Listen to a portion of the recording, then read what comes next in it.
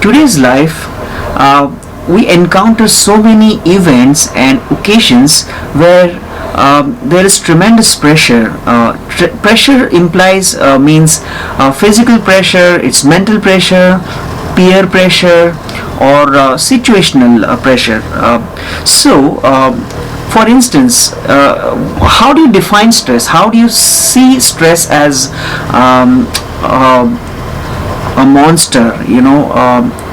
What happens is, just imagine yourself carrying a 50 kilograms of a backpack on your shoulder or your back, and just try walking around. For some time it would be extremely easy and acceptable with this kind of load, but eventually after some time the load takes over the toll, and we feel uncomfortable, and after some time it becomes miserable. So can you avoid this load? Yes, we can. Yes, we can. By me saying avoiding can be termed into two different ways. As one, it can be avoided. Two, you can probably steer yourself from coping up with the stress levels that the backpack is engulfing on yourself. And third is to cope up and to have that kind of strength to carry on this kind of stressful activities on a daily basis, because life itself is ups and downs, and these ups and downs are in a way, in a longer run, essential for our well-being. So what we can do is we'll try to decode the stresses that we can avoid, perhaps, or some kind of techniques or some ways that we can envisage or discuss and try to see how we can make our lives extremely happy. So what we have done is we have tried to identify the four A's, which if we consider and try to encapsulate in our lives, we would be extremely happy within ourselves, and we would also make others' lives also happy. So which are these four A's that we just spoke about, which I'm sure everybody knows, but all we need to do is map the same with your or our lives and our situations. So first A is avoiding. So what is avoiding? I mean, what should you avoid, and what can you avoid, or what you cannot avoid? Many questions, but we're not trying to identify those answers, because then we would be kind of diagnosing the factor about the same. So when we talk about avoid, what needs to be avoided, what can be avoided is the parameters and the factors and the situations which increase your stress levels. We're not saying that stress will not come to us. It will eventually, but how we can avoid? I'll give you a very small example.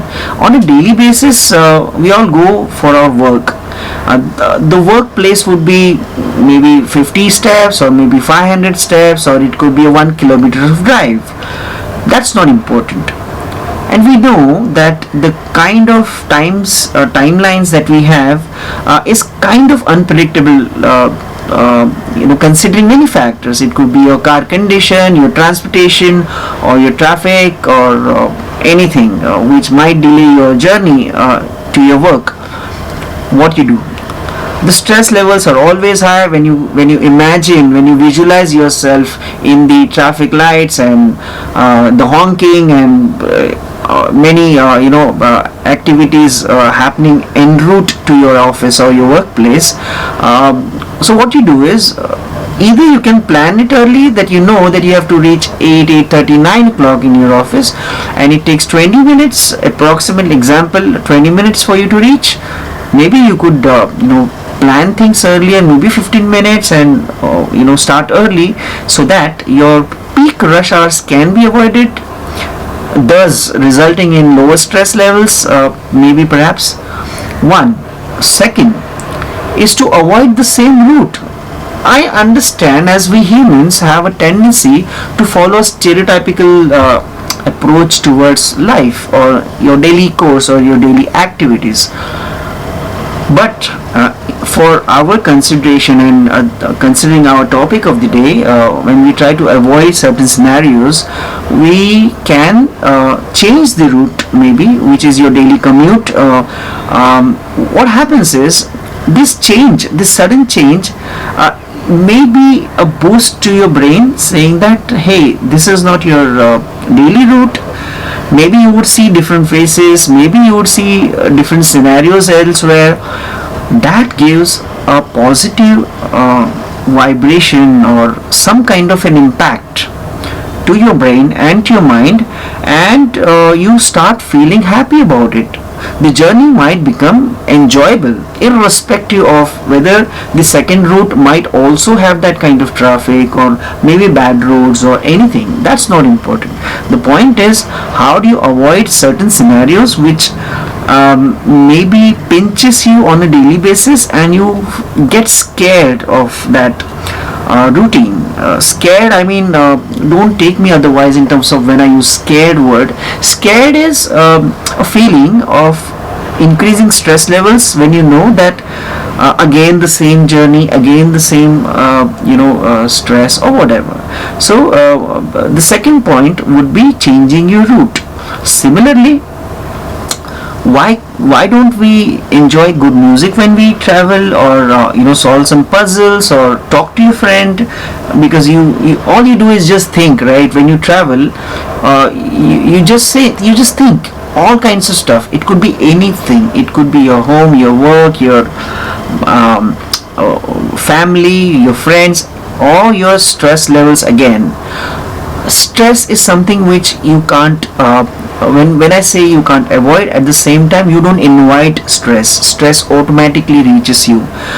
Who does it reach to? Who are these persons, or who are most vulnerable to stressful events? According to my opinion or our experience of handling so many pupils and students of all genres, maybe all backgrounds or different age groups and professional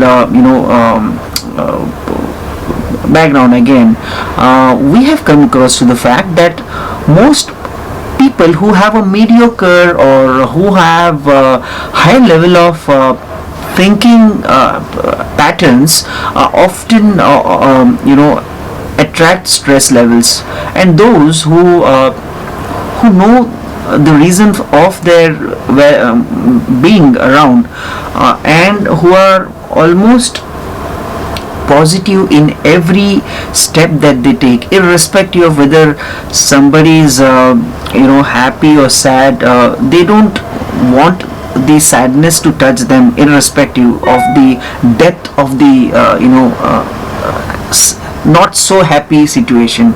Now again, what is happy situation? Maybe it's a wedding, or maybe it's a party, or maybe you're buying a new house or a new car.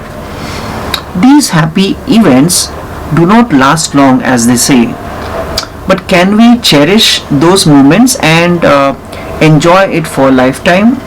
So if these people say that good things don't last, why must bad things also last, is the question to think and to ponder. So sticking to a point of avoiding certain scenarios and stress levels, always try to steer yourself from all the thought processes that give rise to any negative thoughts. It could be death, as known fact as we know. However, we are just trying to hide ourselves. So if we are really hiding with the fact that everybody is going to die, why don't we live in present, and again, avoiding any thoughts or any feelings that increases your blood pressure per se, not medically. I'm saying pressure as in just makes you uncomfortable in Maybe you are reading a book, or maybe you are having a nice cup of tea or coffee, and suddenly a feeling comes to your mind: what if certain things do not happen tomorrow, which are supposed to, which might make an impact to your career or your well-being in general. You just think, right? The scenario, the situation is going to happen tomorrow. You would face it tomorrow, but the tomorrow that you are actually worrying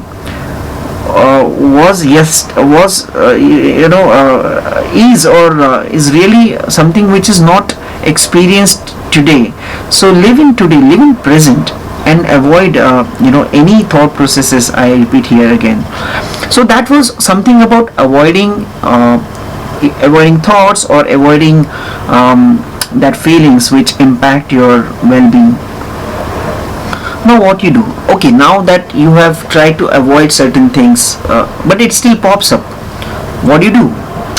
Here we're not trying to talk like a medical practitioner or something who are experts in mind psychology, or stuff like that.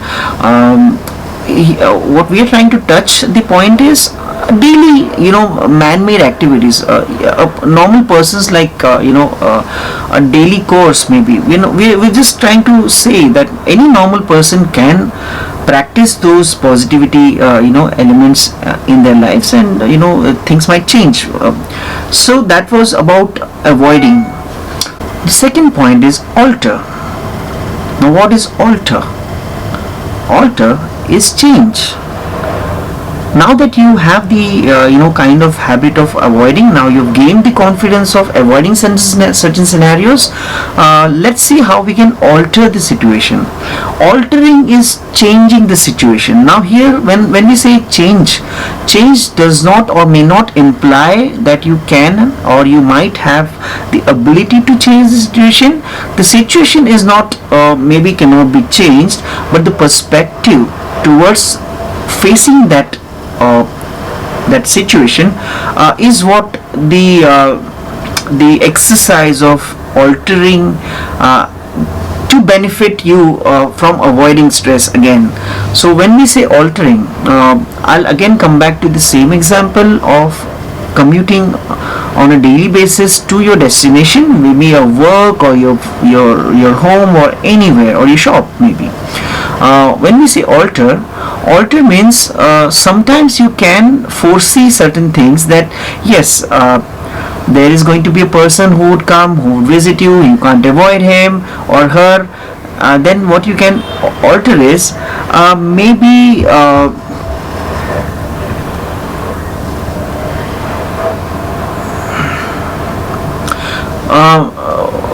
so when we say we want to avoid when we want to alter the situation, what do you mean by altering the situation? You can immediate question comes to me, what do you mean? It's easy to say altering the situation. Am I in a situation to alter this? The answer is yes, you can, you would, but would you? The answer is yes, you may, you could, but the question is, would you? Yes, the answer or the approach towards altering is, for instance, take a stock of the activities that you would do today, or maybe tomorrow, or maybe a week from now, and try to identify certain things which increase you, which might would be a bothering activity on your part. So the question you can ask is, are there any ways or mediums where you can alter the scenario by any chance? Is there any way that you can change it could be location, or it could be your meeting point, it could be anything.